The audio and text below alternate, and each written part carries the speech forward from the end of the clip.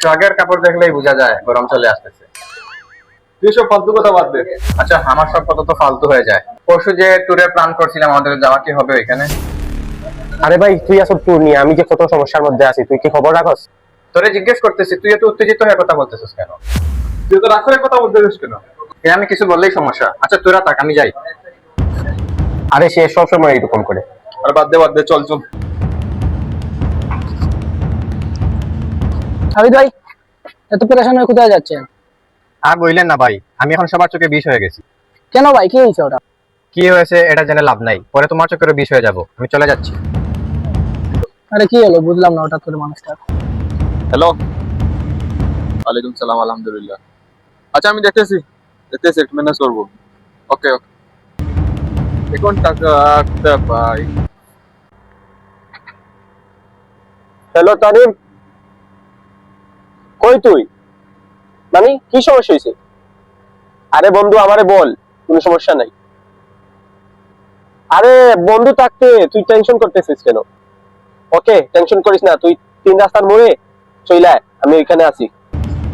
কি জানি কি সমস্যা হইলো তা। সোয়া, কি অবস্থা? আরে বন্ধু কি হয়েছে তোর? হঠাৎ করে কিছু টাকার প্রয়োজন হয়েছে। আরে বেটা টাকার প্রয়োজন হয়েছে তো কি হয়েছে? কত টাকা লাগে তোর? এই 1000-500 করলে চলবে। বন্ধু আমার কাছে তো কিছু টাকা আছে, 7 টাকা খানিক পর আমার কিছু প্রয়োজন হইতে পারে। এনে তোর সমস্যা শেষ কর, পরে আমারে দিয়ে দিস। ওকে ঠিক আছে বন্ধু, তুই আমার অনেক উপকার করলি। আমি 2-3 দিনের ভিতরে তোর টাকা দিয়ে দেবো। ধন্যবাদ বন্ধু। আচ্ছা যা। সোহাগ, কি অবস্থা? এই তো ভাই ভালো। কি অবস্থা, ভালো আছেন? এই তো আছি ভাই, ভালো। কিন্তু তুমি তো গতকালকে টাকা দেওয়ার কথা ছিল আমার, টাকাটা দেও নাই কেন? ভাই আমার এক বন্ধু টাকা দেওয়ার কথা ছিল, ও দেয় নাই। এটা তো ঠিক আছে, তাহলে কল দাও তোমার বন্ধুরে, দাঁড়ান। তোমার বন্ধু কি বলে। ফোন নিন। হ্যালো বন্ধু। কই তুই? আরে 3 দিনের ভিতরে তুই টাকা দেওয়ার কথা ছিল, আজ 1 সপ্তাহ হয়ে গেছে গা, তুই এখনো টাকা দেস নাই। তুই তো জানিস আমি অনেক সমস্যার মধ্যে আছি। কি? আমি কিছু বুঝি না, তুই টাকা নিয়ে আস, আমি মোড়ে দাঁড়াই আছি। ওকে আচ্ছা দাঁড়া আমি আসতেছি। আচ্ছা। আস। ভাই 10টা মিনিট দাঁড়ান, আমার বন্ধু আসতেছে টাকা নিয়ে। আচ্ছা ঠিক আছে, জলদি করেন, আমার কাজ আছে। ভাই কি হয়েছে? সোহাগের কাছে কিছু টাকা আনিছিলাম, এখন এগুলা দিতে হইব। যাইবে আমার সাথে? ভাই চলো।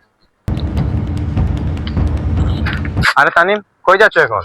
সোহাগের কাছ থেকে কিছু টাকা আনিছিলাম, এই টাকার জন্য আমার সাথে রাগারাগি করতেছে। এগুলা দেওয়ার জন্য যাইতেছি। কি? সে সবার সাথে এখন থেকে রাগারাগি করে? চল আমি তোর সাথে যাব।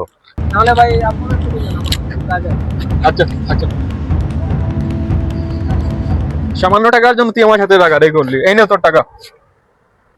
দেখ সোহাগ, তুই সবার সাথে রাগারাগি করস, তোর এই রাগারাগির কারণে তুই একদিন একা হয়ে যাবি। থাক তুই, চল।